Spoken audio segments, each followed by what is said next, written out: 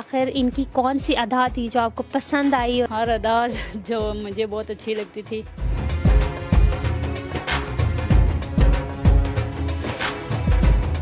Propose किसने किया था? प्रपोज भी मैंने किया था।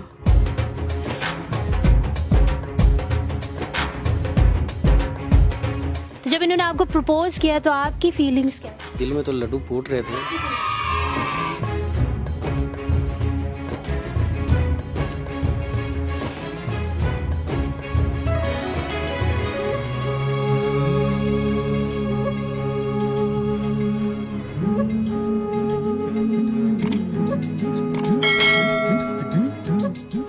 इश्क ना वेखे ऊंच नीच, इश्क ना पुछता जाता, जग तू वखरी रीत इश्क दी, वखरियां गल्ला बाता। अस्सलाम वालेकुम नाजरीन, और साफ डिजिटल के साथ मैं हूँ आपकी मेज़बान आमना मजीद। नाज़रीन, आपने लैला मजनू हीर रांझा के किस्से तो सुन रखे होंगे, लेकिन आज हम आपको मिलवाएंगे एक ऐसे जोड़े से जिन्होंने मोहब्बत की एक नई दास्तान रकम की है। आज आपको मिलवाएंगे एक ऐसी बैंक मैनेजर से जिन्होंने शादी के लिए एक चौकीदार को जो है वो चुना है। लड़कियों की अगर बात की जाए तो लड़कियां हमेशा यही ख्वाहिश रखती हैं कि उनका दूल्हा कोई शहजादा हो, लेकिन राबिया नामी इस खातून ने अपने बैंक मैनेजर होने के बावजूद एक चौकीदार से शादी की। आखिर इनकी मोहब्बत किस तरह परवान चढ़ी, आइए इनसे जानते हैं। अस्सलाम वालेकुम। वालेकुम सलाम। कैसी हैं राबिया आप? बिल्कुल ठीक। अस्सलाम वालेकुम। वालेकुम सलाम। कैसे हैं आप? शुक्र मालिक का। अच्छा, मुझे राबिया सबसे पहले ये बताएं कि आखिर इनकी कौन सी अदा थी जो आपको पसंद आई और आपने जो है वो आपने इनसे शादी का फ़ैसला किया? किस तरह इश्क हुआ आपको? जी, ये बिल्कुल सादा मजाज थे और मुझे बहुत अच्छे लगते थे, और इनकी हर अदा जो मुझे बहुत अच्छी लगती थी, और इनकी आवाज़ बहुत अच्छी थी जिसकी वजह से मैं इनकी तरफ माइल हुई हूँ। और इनके उठने बैठने और किसी की तरफ, लड़कियों की तरफ बिल्कुल आंख उठा के देखना इनका तो ये है ही नहीं था, जैसे आजकल लड़के करते हैं वो तो बिल्कुल भी नहीं था, और जिसकी वजह से मैं इनकी तरफ माइल हुई हूँ। अच्छा, प्रपोज किसने किया था? प्रपोज भी मैंने किया था। अच्छा, आपने प्रपोज किया? क्या सोच के आपने प्रपोज कर दिया अचानक? बस आते जाते मैं इनकी आवाज़ सुनती थी, और इनकी आवाज़ बहुत ही दर्द जिसे कहते हैं ना, इनकी आवाज़ में बहुत ज़्यादा दर्द था, और जिसकी वजह से मुझे इनसे मोहब्बत हो गई है, इश्क हो गया। और ये आवाज़ की वजह से जो है वो आपको इश्क हो गया? आवाज़ का जादू था। आवाज़ का जादू। अच्छा, शौकत साहब से बात करते हैं। अच्छा सर, आपकी वाइफ का कहना है कि आपकी आवाज़ पे जो है वो ये सब कुछ अपना जो है वो लुटा बैठी, तो जब इन्होंने आपको प्रपोज किया तो आपकी फीलिंग्स क्या थी? मेरी फीलिंग ऐसी थी, दिल में तो लड्डू फूट रहे थे, लेकिन अंदर से खौफजदा भी था। उसकी वजह ये थी कि इनका जो है ना लहजा जो है वो सख्त लहजा है, आपने अंदाज़ा भी किया होगा, तो मुझे खौफ आ रहा था। और दूसरा ये मैंने कहा शायद मुझे आजमा तो नहीं रही, तो बस इस वजह से मैं खामोशी इख्तियार कर ली। मेरे पसीने छूट रहे थे, तो मैंने बिना कहे इनसे जो है ना मैं इनके पास से चला गया, घर चला गया हूँ। तो घर में जब घर गया हूँ तो 2 दिन मैं नहीं आया, बैंक में छुट्टी कर ली थी। 2 दिन के बाद सोच विचार की, तो मैंने कहा हो सकता है ये जो है ना अल्लाह पाक ने मेरे लिए एक लॉटरी निकाली हो, तो ऐसा करते हैं, ट्राई मारते हैं, अल्लाह पाक मदद करेगा। तो जब मैं इनके पास गया हूँ तो आगे इनका रिएक्शन ऐसा था कि कहाँ थे आप 2 दिन, आप आए नहीं। इन्होंने ऐसा किया मुझसे, तो मैंने कहा जी मैं आप जब 2 दिन घर रहे हैं तो आपको ये खौफ नहीं आया कि शायद मेरी नौकरी ना चली जाए? बैंक मैनेजर ने डायरेक्ट प्रपोज कर दिया। नहीं, ऐसा कोई खौफ नहीं आया। बस जब मैं गया हूँ तो इन्होंने फिर मुझे कहा जी कहाँ थी आप 2 दिन जो है ना आप गायब थे। मैंने कहा जी आपने बात ही ऐसे की थी। बहरहाल मैंने सोचा, काफ़ी हद तक सोचा, तो सोचने के बाद मैंने यही फ़ैसला किया कि अगर आप इस चीज़ में एग्री हैं, अगर आप सच में मुझसे शादी करना चाहती हैं तो ठीक है, मुझे कोई एतराज़ नहीं है बस। तो इन्होंने कहा जी मैं शादी करना चाहती हूँ आपसे।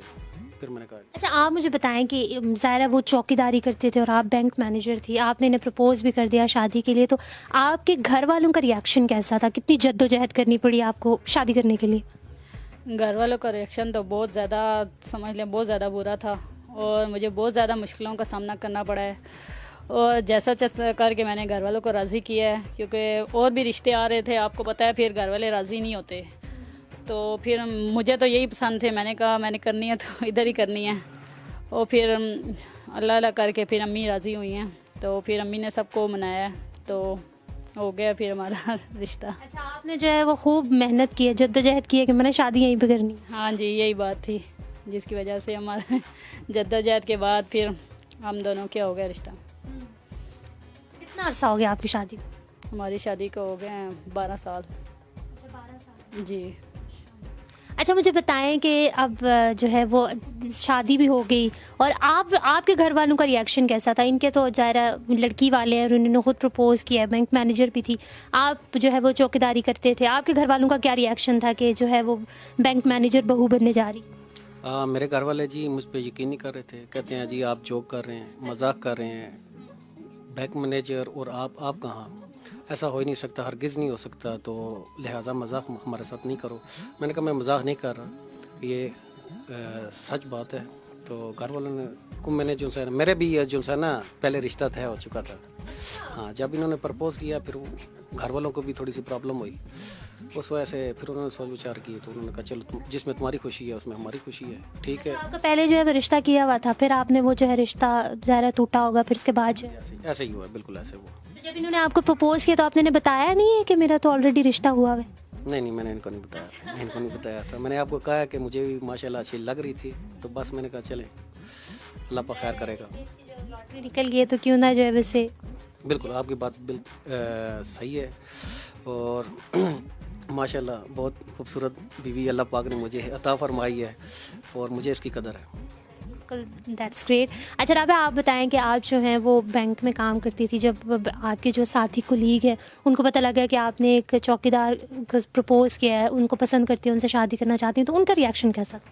उनका जी रवैया बिल्कुल चेंज हो चुका था मुझसे, कोई भी मेरे साथ सही तरीके से बात नहीं करता था, और जिसकी वजह से मैंने तंग आके मैंने जॉब को छोड़ दिया था। मैंने कहा अल्लाह हाफिज़, क्योंकि फिर मैंने उसके बाद हम दोनों की शादी हो गई थी, फिर दोबारा नहीं मैंने जॉब की। आपको पता है जहाँ जॉब करो तो फिर मुश्किलों की कितना सामना करना पड़ता है। तो आपने इस वजह से जो है वो नौकरी छोड़ दी थी कि वो लोग जो है वो आखिर वो क्या उन्हें क्या प्रॉब्लम हो सकती है? उन्होंने कहा था जी एक चौकीदार और आप कहाँ और ये कहाँ, जिसकी वजह से मैंने जॉब छोड़ दी थी, क्योंकि आपको पता है मैं इनको पसंद करती थी और मैं किसी से बातें नहीं सुन सकती थी। अच्छा, आपको ऐसा फील हो रहा था कि आप जो है वो ज़ाहिर इनको पसंद करती हैं तो इनके ख़िलाफ़ जो है वो किसी से बात नहीं सुनना चाहती? जी जी यही बात है, सारे यही कह रहे थे कि ये कहाँ और आप कहाँ, और इसकी वजह से मैंने फिर बहुत ज़्यादा उधर भी मुश्किलों का सामना किया और मैंने जॉब छोड़ दी थी। अच्छा जी, जैसे ये वजह थी जो इन्होंने जॉब छोड़ दी थी। अच्छा, आज जो है वो इनके हस्बैंड शौकत साहब जो हैं वो बहुत अच्छा गाना गाते हैं और मैंने सुना है कि आप इनसे शादी से पहले भी गाने सुना करती थी। जी हाँ, इनको मैं बुलाया था, एक दो दफ़ा बुला के मैंने इनसे सुनी है इनकी आवाज़ बहुत सुरीली थी, तो बस वो सीधी मेरे दिल पर जाके लगी। पहला गाना आपको याद है जो इन्होंने आपको सुनाया? पहला जी याद है मुझे, हल्का सा गुनगुना दे।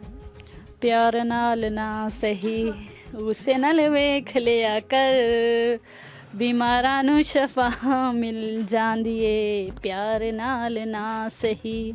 अच्छा, ये गाना था जो आपने भी जो है वो पॉइंट पे गाना सुनाया है। यही बात है, आपकी बात लाभ जाए। मैं आपको गाना गा के भी सुना सकता हूँ, लेकिन कोई और सुनाऊँ ये तो इन्होंने। आप जो है वो इनकी आवाज़ बहुत अच्छी है, तो हम भी इनकी बीवी ने शादी से पहले इनसे गाने सुने, अब इनकी शादी भी हो गई है तो हम लोग भी जो है वो गाना सुनते हैं। आपसे कोई अच्छा सा सुना दें। मुतवातन साईं कितने ताईं तुसा जुल्म करेंदे रासो, मैं कूंझावां रो रो के चा अपना हाल वंजाया, एक कदम मिला के टुरदा हासे, दूजा यार है अज पुराया, ओ सादक वेख लै किस्मत मेरी, मैं प्यार बेगम नल पाया। अच्छा, मुझे ये बताएं कि आपने कभी सोचा था कि आपकी लॉटरी जो है वो निकल जाएगी? ऐसे कभी ऐसा ख्याल ही नहीं आया। यकीन माने ये रब की ज़ात का मैं लाख लाख शुक्र अदा करता हूँ जिन्होंने ऐसी बीवी अता फरमाई।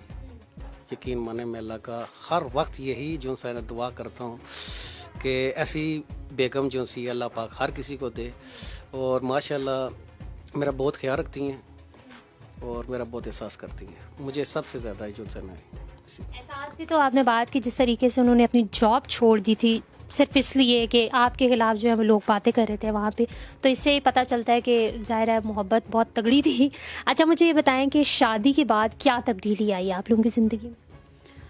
जी ये तब्दीली आई है जी। शौकत बहुत अच्छे थे, जैसे लोग कह रहे थे बिल्कुल वैसे नहीं थे।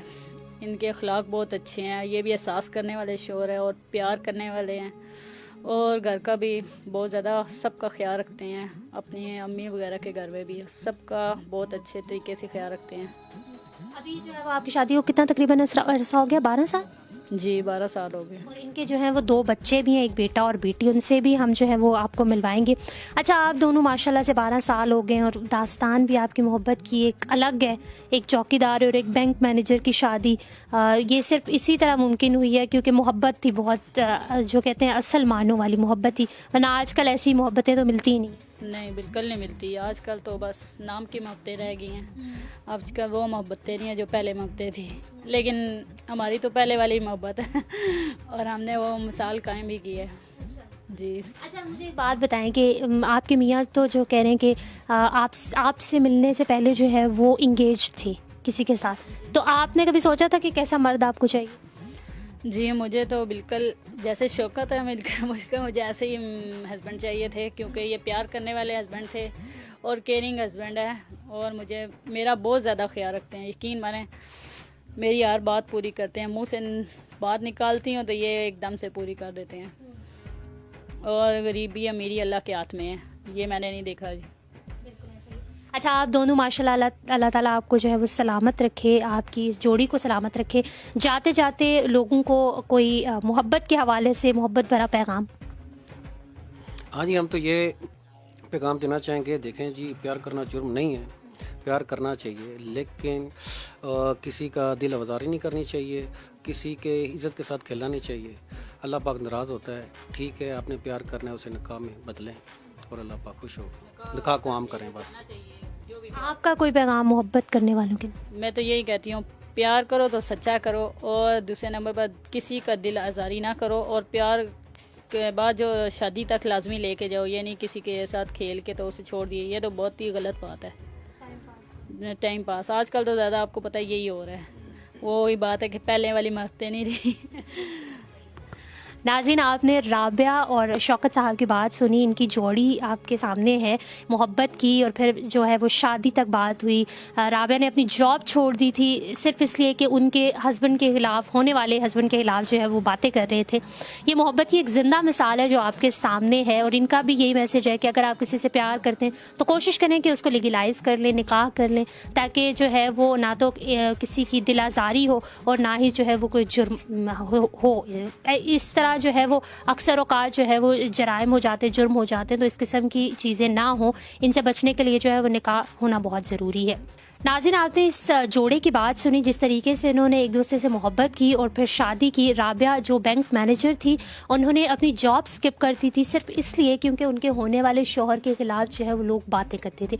ये मोहब्बत की एक ज़िंदा मिसाल आपके सामने है। इनका यही पैगाम है कि ये जो है वो निकाह को आम किया जाए, और अगर आप किसी से मोहब्बत करते हैं, प्यार करते हैं, तो कोशिश करें कि उसकी दिल आज़ारी ना हो, बल्कि निकाह कर लिया जाए और एक साथ कानूनन रह सके। राबिया शौकत जो है, इनका एक व्लॉग चैनल भी है जहाँ पे ये अपने व्लॉग्स बनाते हैं। अगर आप इनके चैनल को विज़िट करना चाहते हैं तो उसका जो है वो लिंक हम डिस्क्रिप्शन बॉक्स में डाल देंगे, आप वहाँ जाके उसको ज़रूर देख सकते हैं और सब्सक्राइब भी कर सकते हैं। और साफ डिजिटल से फिल वक्त इतना ही। आमना मजीद को इजाज़त दीजिए। अल्लाह हाफ़िज़।